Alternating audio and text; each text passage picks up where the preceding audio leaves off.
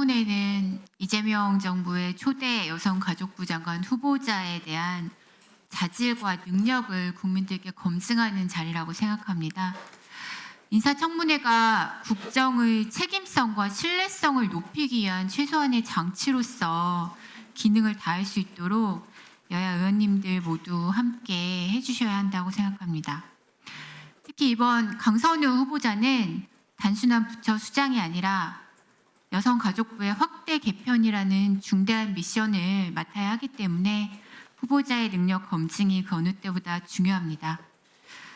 윤석열 정부 하에서 여성가족부의 위축과 퇴행으로 젠더 폭력 피해자들은 어려움을 겪었고 청소년들의 활동은 위축됐고 다양한 가족들의 문제가 해결되지 못했습니다. 오늘은 개인의 신상 털기가 아니라 앞으로 여가부가 나가야 할 방향에 대해서 검증이 필요합니다. 여가부가 젠더폭력 컨트롤타워, 가족과 청소년의 사회 안전망, 성평등 사회 실현 기능을 제대로 하기 위해서 후보자의 가치와 견해에 나아가 정책적인 실행 능력을 점검하는 것에 집중을 해야 할 것 같습니다. 후보자님, 네, 위원님. 네, 최근에 잇따라 부모가 집을 비운 사이에 남겨진 아이들이 화재로 숨진 너무나 안타까운 사고가 발생했습니다. 네. 후보자께서도 아이 엄마로 이 문제에 대해서 심각하게 고민하시고 관련 글도 게시하고 말씀하신 걸로 알고 있는데요. 어떤 취지였는지 간단히 말씀해 주실 수 있을까요? 살릴 수 있는 아이들이었습니다. 그 아이들 곁에 돌봄이라는 시스템만 있었더라면 우리는 그 아이들 잃지 않았을 겁니다. 그런데 돌봄 공백이 있었던 시간이 새벽 시간이거나 아니면 무척 늦은 야간 시간대입니다. 아이 돌보미 서비스가 있다 해도 그 시간대 과연 공급이 이루어질 것인가? 저는 굉장히 불가능하다고 생각을 합니다. 그렇다면 국가는 이 시간에는 공급이 어렵네라고 손을 놓고 있는 것이 국가의 역할이 아니라고 생각을 합니다.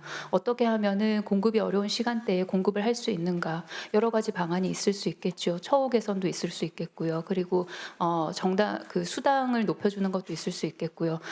다양한 종합적인 사안들을 검토해서 이 돌봄 공백이라는 걸 최소화시켜야 됩니다. 그리고 새벽이나 늦은 밤에 돌봄의 자리를 비울 수밖에 없는 부모님들은 아마 대개 생계를 위해서 나가실 겁니다. 그렇다면 이분들께서 조금 더 부담을 던 채로 그리고 조금 더 넓게 아이 돌보미를 신청하고 이용하실 수 있도록 국가가 재정적으로 지원이 필요하다고 생각을 합니다.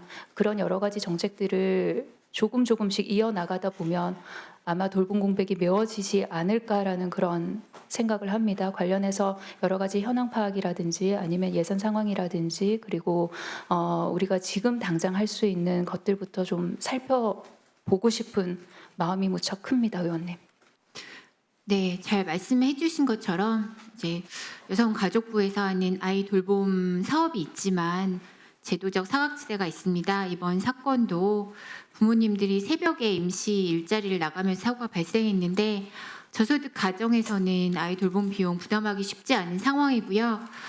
취약 시간, 심야나 새벽에 발생하는 이런 돌봄 공백이 계속 발생할 우려가 있습니다. 그래서 후보자님이 지금 잘 얘기해 주신 것처럼 저소득 취약 계층이 심야 새벽 시간에 발생할 수 있는 돌봄 공백에 대한 비용 지원이라든지 별도의 서비스 제공에 대해서 여성가족부가 앞으로 많이 고민을 해주셔야 될 것 같은데 후보자님 동의하시죠? 네, 동의합니다. 우리 존경하는 김남희 위원님께서 관련해서는 누구보다 전문성이 높으십니다. 많이 여쭙고 소통하도록 하겠습니다.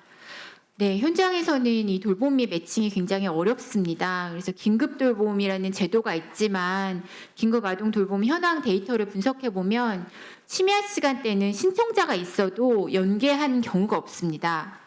왜냐하면 돌보미들이 아무리 사명감을 가지고 돌봄을 하려고 해도 현실적으로 대중교통이 끊긴 시간에 가정에 가려면 택시나 자가용을 이용해야 하는데 상당한 비용 부담이 있기 때문에 이런 매칭이 이루어지지 않는 것이 현실이고요. 그래서 제가 생각하기에는 심야나 야간 시간에 긴급 돌봄을 위해서는 교통비 지원이나 특별 수당과 같은 개선 방안이 좀 마련되어야 한다고 생각하는데 어떻게 보십니까? 이것도 결국은 특정 시간대의 공급 확대와 맞물려 있는 문제라고 생각을 합니다. 위원님 주신 말씀에 적극 공감을 하고요. 그리고 관련해서 어떻게 하면은 우리가 하루라도 빨리 이런 정책을 수립을 해서 현장에 적용될 수 있게 할 수 있는지 위원님과 적극적으로 소통하도록 하겠습니다. 많이 가르쳐 주십시오.